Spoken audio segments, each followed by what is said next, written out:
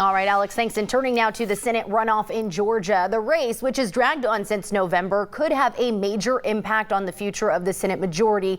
Here to talk about the implications of the election with us tonight is our 23 ABC political analyst and Bakersfield College professor, Alan Bolar. Alan, of course, thank you for joining us tonight. I do want to start with why the Georgia Senate election is important to the beginning of the next presidency.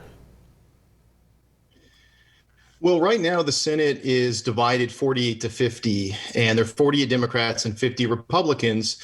So the final two seats are going to be filled by the state of Georgia. And if Democrats win both of those seats, then it would be a 50-50 tie.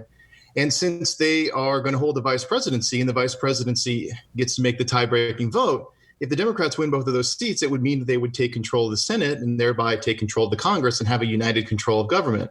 If Republicans hold on to at least one of those seats, then Republicans would have at least part of the control of government and would be a lot easier for them to stop Democrats from what they're hoping to do. Now, at this time, who looks to be leading, and is there any chance that it could change? Well, I would call it a toss-up.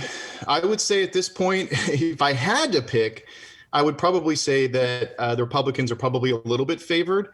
But I really think that any outcome is possible, whether that's Democrats picking up one of the seats or both of the seats or Republicans holding on to both of them. I really think it's too close to call, and I'm really curious to see what's going to happen. I do want to talk to you a little bit about that leaked phone call between President Trump and the Georgia Secretary of State. The president said, quote, "All I want to do is this. I just want to find 11,780 votes, which is more than we have. Fellas, I need 11,000 votes," end quote. So do you think this impacts the decision voters in Georgia will make? And if so, how much? I don't think it's going to make a huge impact. I think the fact is a lot of the voters have already voted.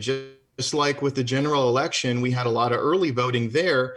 And in Georgia, they've had a lot of early voting this time. So the fact is probably most people who are going to vote have already voted. But even beyond that, people have just kind of so dug into their sides that the truth is I don't really see this news, like most news these days, really changing that much for anyone. And also back on the call, could the president face a criminal investigation because of what was said in that call? That's a difficult question that is probably a bit of a gray area, whether it's an actual criminally prosecutable event. It's certainly a wrong event. It's a terrible, contemptuous kind of event that shouldn't happen. The president shouldn't be putting pressure on election officials to try to change vote outcomes. The vote in Georgia, just like in every state, was certified.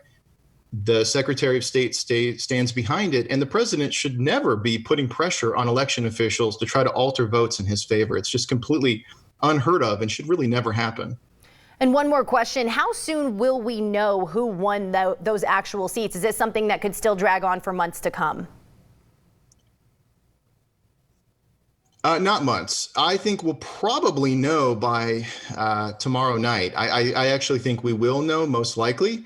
But if we don't by tomorrow night, probably the next day. I don't see this being something that's dragged out for days and days. I think we'll probably know pretty quickly. All right, 23 ABC's political analyst Alan Bolar joining us tonight. Alan, again, thank you for your time.